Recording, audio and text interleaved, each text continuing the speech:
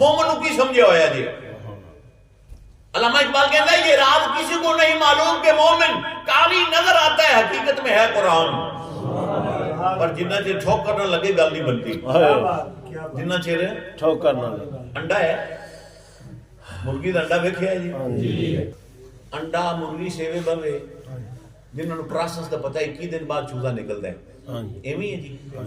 अजे मुर्गी सेवे बैठी है तो उन्होंने बाहरों अंडे में ठोकर लग जाए तो की होगा, अंडा टुट जाएगा तो जिहड़ा विच बच्चा है वो जाया हो गया ना, मर जाएगा ना। पता लगे ठोकर बाहरों लगे जिंदगी खत्म होगी। वाह सुभान अल्लाह, वाह जी वाह। मैं तुहानू तसव्वुफ दी गल कर लगे दरवेशी लाइन जी जी जी। मैं बाहरों ठोकर लगे जिंदगी खत्म हो गई, मुक गई। हां जिले उनदी मियाद पूरी हुंदी है ते ओ चूजा जिहड़ा है ना विच अंडे दे विच ओ अंदरों चुंझ मारदा है जी, अंदरों ठोकर मारदा है, अंडे दा पर्दा टुटदा है। पता लग्या बाहरों ठोकर लगे, आ मेरा हाथ बन्ने जे खुदा दा वास्ते गल समझा जी, बाहरों ठोकर लगे जिंदगी मुक गई ते जिले मियाद उनदी पूरी हुंदी ते अंदरों ठोकर मारदा है, उसले जिंदगी शुरू हुंदी है। पता लगे ठोकर बाहरों लगे जिंदगी गई, अंदरों लगे सुभान अल्लाह। मैं इशारा जिस पासे कर रहा इशारा समझा जी, अंदरों लगे अल्लामा इकबाल ने कहा खुलते नहीं इस कुल्ज़ में खामोश के इसरार, जब तक तू इसे ज़रबे कलीमी से न चीरे। सुभान अल्लाह। मैं पढ़ा लिखा बदल नजर मिल जाए ना मेरा दिल बड़ा खुश होता है। सुभान अल्लाह। मैं खुलते नहीं इस कुल्ज़ में खामोश के इसरार। एक आर्टिस्ट ना किबला हजूर पीर सही किसी बंदे ने कहा, उन्हें कहा यार दिल दी शक्ल दा एक छोटा जा घर बना के लिया, ऐसे ने कीरे बने होंदे ने, हां जी दिल दी ऐ शेप दा ना एक घर बना के लिया। उन्हें दिल दी शक्ल दा ना एक घर बनाया, बड़े खूबसूरत दरवाजे दरवाजे ला के खिड़कियां कुड़ियां ला के रंग रूप भर के लेके आ गया तस्वीर। उन्हें कहा लो जी, उन्हें कहा यार बड़ा सोहना घर बनाए, पर एक बड़ी वड्डी गलती कर गया। उन्हें कहा जी की, उन्हें कहा बूहा लाया ही, दरवाजा लाया ही ते इनू हैंडल नहीं लाए, खुलेगा क्यों?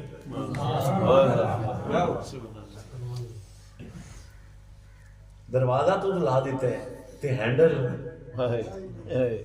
नहीं लाया, ये खुलेगा किवें दरवाजा? उन्हें कही हैंडल इस वास्ते नहीं लाया कि दिल दे दरवाजे बाहरों नहीं अंदरों खुलते हैं। सुभान अल्लाह। बाहरों नहीं खुलते, अंदरों खुलते, अंदरों खुलते ने। अंदरों कौन खोलदा है? ओ शेख कामिल खोलदा। हां सुभान अल्लाह। या फरीद खोले या साबर खोले या निजाम खोले। हां सुभान अल्लाह। बेशक मक्खन किंदे चों निकलदा है? दही चों। ओ दही चों। मक्खन किंदे चों निकलदा है? बोलो।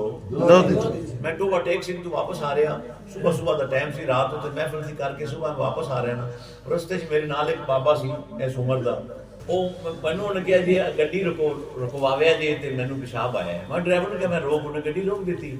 ਉਹ ਬਾਬੇ ਹੋਰੀ ਤੇ ਉਤਰ ਗਏ ਪਿਸ਼ਾਬ ਕਰਨ। ਉਹ ਸਾਹਮਣੇ ਨਾ ਬੱਚੇ ਫੁੱਟਬਾਲ ਖੇਡ ਰਹੇ ਸਨ। ਫੁੱਟਬਾਲ ਤਾਂ ਸਮਝ ਲਓ ਨਾ ਕਿਹਦੇ ਨਾਲ ਖੇਡੀਦਾ, ਮਾਸ਼ਾਅੱਲਾ ਫੁੱਟਬਾਲ ਖੇਡ। ਮੇਰੀ ਨਜ਼ਰ ਪਈ, ਮੈਂ ਐਵੇਂ ਬਸ ਉਹਦੇ ਵੇਖਣ ਲੱਗ ਪਿਆ। ਉਹਨੇ ਨੂੰ ਬਾਬਾ ਵੀ ਆ ਗਿਆ, ਬਾਬਾ ਵਿੱਚ ਬਹਿ ਗਿਆ। ਮੈਨੂੰ ਵੇਖ ਕੇ ਆਂਦਾ, ਮੈਨੂੰ ਆਂਦੇ ਜੀ ਖਾਜਾ ਸਾਹਿਬ ਕੀ ਵੇਖਦੇ ਪਏ ਜੀ? ਮੈਂ ਕਿਹਾ ਯਾਰ ਬਸ ਮੇਰੇ ਦਿਲ ਵਿੱਚ ਇੱਕ ਸਵਾਲ ਆ ਗਿਆ, ਇਹ ਫੁੱਟਬਾਲ ਨਾਲ ਕਿੰਨੀ ਬੈੜੀ ਹੁੰਦੀ ਪਈ ਹੈ।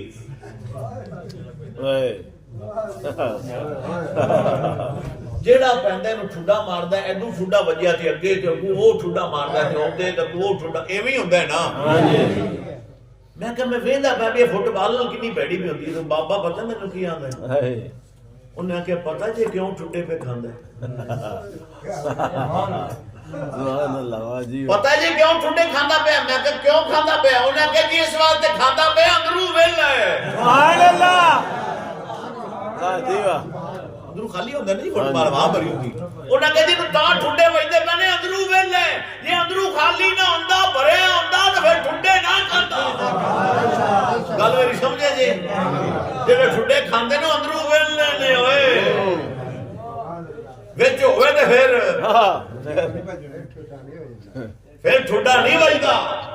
ਗੱਲ ਹੋ ਰਹੀ ਸੀ ਵੀ ਮੱਖਣ ਕਿੰਨੇ ਚੋਂ ਨਿਕਲਦਾ? ਦਹੀਂ ਵਿੱਚੋਂ ਨਹੀਂ, ਇੱਕ ਆਖੋ ਚ ਲੱਸੀ ਚੋਂ। ਹੁਣ ਉਹ ਮਾਵਾ ਮੱਖਣ ਵਾਲੀਆਂ ਕੋਈ ਨਹੀਂ ਰਹਿ ਗਈਆਂ। ਬੇਸ਼ੱਕ ਹੁਣ ਮਨ ਦੁੱਧ ਹੋਵੇ, ਉਹਨੂੰ ਖੂਰਦਬੀਨਾ ਲਾ ਕੇ ਵੇਖੋ, ਮੱਖਣ ਨਜ਼ਰ ਆਉਂਦਾ?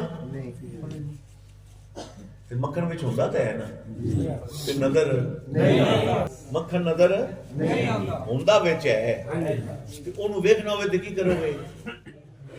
ਉਹਨੂੰ ਜਾਗ ਲੱਗੇਗੀ, ਫਿਰ ਉਹ ਜੰਮੇਗਾ, ਫਿਰ ਉਹਦੇ ਚ ਸਾਰੀ ਰਾਤ ਉਹ ਗੁਜ਼ਰੇਗੀ, ਠੀਕ ਹੈ ਨਾ ਜੀ।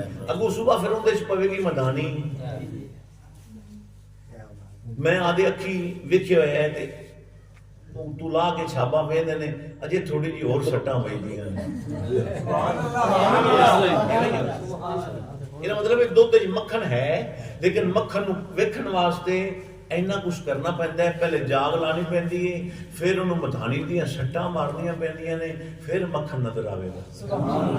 ਇਹਦੇ ਤੇ ਮੀਆਂ ਮੁਹੰਮਦ ਬਖਸ਼ ਰਹਿਮਤੁல்லாਹ ਅਲੈਹ ਲਿਖਿਆ ਹੈ ਕਿ ਮੱਖਣ ਦੁੱਧ ਵਿੱਚ ਛੁਪਿਆ ਹੋਵੇ ਤੇ ਨਜ਼ਰ ਕਿਸੇ ਨਾ ਆਵੇ, ਤੇ ਜਿਸ ਕਿਸੇ ਮੱਖਣ ਵੇਖ ਨਾ ਹੋਵੇ ਅੰਦਰ ਛਾਤੀ ਪਾਵੇ। ਸੁਭਾਨ ਅੱਲਾਹ। ਇਸ ਦੁੱਧ ਨੂੰ ਪਹਿਲੇ ਮੁਰਸ਼ਦ ਕਾਮਲ ਦੀ ਜਾਗ ਲਾ, ਮੁਰਸ਼ਦ ਕਾਮਲ ਦੀ ਜਾਗ ਲਾ, ਫਿਰ ਉਹ ਤੈਨੂੰ ਮਧਾਨੀ ਨਫੀ ਅਸਬਾਤ ਪਾਸ ਅਨਫਾਸ ਤੇ ਨਫਸੀ ਕਲਬੀ ਰੂਈ ਸਿਰੀ ਖਫੀ ਅਖਫਾ ਤੇ ਅਜ਼ਕਾਰ ਦੀ ਅੱਲਾਹ ਵਾਲੇ ਮੇਰੀ ਗੱਲ ਨੂੰ ਸਮਝ ਰਹੇ ਹੋਣਗੇ। ਜਿਹੜੇ ਸੱਟਾਂ ਮਾਰੇਗਾ ਤਾਂ ਫਿਰ ਵੇਖੇਗਾ ਤੈਨੂੰ ਮੱਖਣ ਨਜ਼ਰ ਆਵੇਗਾ।